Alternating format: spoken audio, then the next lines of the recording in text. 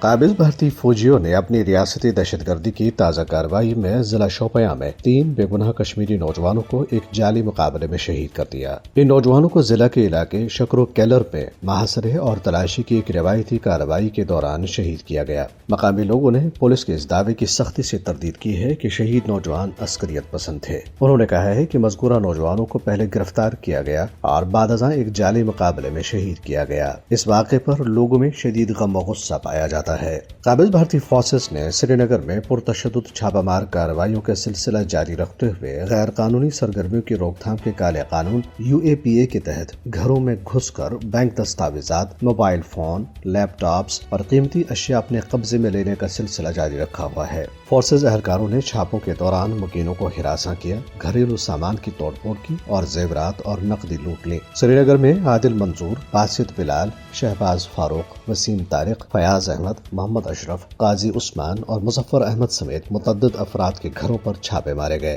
کل جماعتی حریت کانفرنس نے امریکہ کی ثالثی میں پاکستان اور بھارت کے درمیان مذاکرات کی بحالی کا خیر مقدم کیا ہے اور کہا ہے کہ جنوبی ایشیا میں پائیدار امن کا انحصار کشمیری عوام کی امنگوں کے مطابق تنازع کشمیر کے حل پر ہے۔ حریت کانفرنس کی ترجمان ایڈوکیٹ عبدالرشید منہاس نے سری نگر میں جاری ایک بیان میں واشنگٹن کی ثالثی کی کوششوں کو سراہتے ہوئے کہا ہے کہ حقیقی کشمیری قیادت کو مذاکرات میں شامل کیا جانا چاہیے۔ انہوں نے 2019 میں صدر ڈونلڈ ٹرمپ کی ثالثی کی پیشکش کا حوالہ دیتے ہوئے کہا ہے کہ امریکہ نے پہلے بھی کشمیریوں کے ساتھ سیاسی روابط پر زور دیا تھا۔ حریت کانفرنس نے بھارت سے مسرت عالم بٹ، شبیر احمد شاہ، محمد یاسین ملک اور آسیہ اندراوی سمیت تمام سیاسی قیدیوں کو رہا کرنے کا مطالبہ کیا۔ جیل میں نظر بند حریت رہنما بلال احمد صدیقی نے آپریشن بنیان مرصوص میں پاکستان کی فتح کو سراہتے ہوئے تنازع کشمیر کو مذاکرات کے ذریعے حل کرنے پر زور دیا۔ دریاسنا Jammu Kashmir democratic freedom party کے قائم مقام چیئرمین محمود احمد ساگر نے امریکی صدر ڈونلڈ ٹرمپ کے نام ایک خط میں پاکستان اور بھارت کے درمیان کشیدگی کو کم کرنے کے لیے ان کے اہم کردار کا اعتراف کیا ہے۔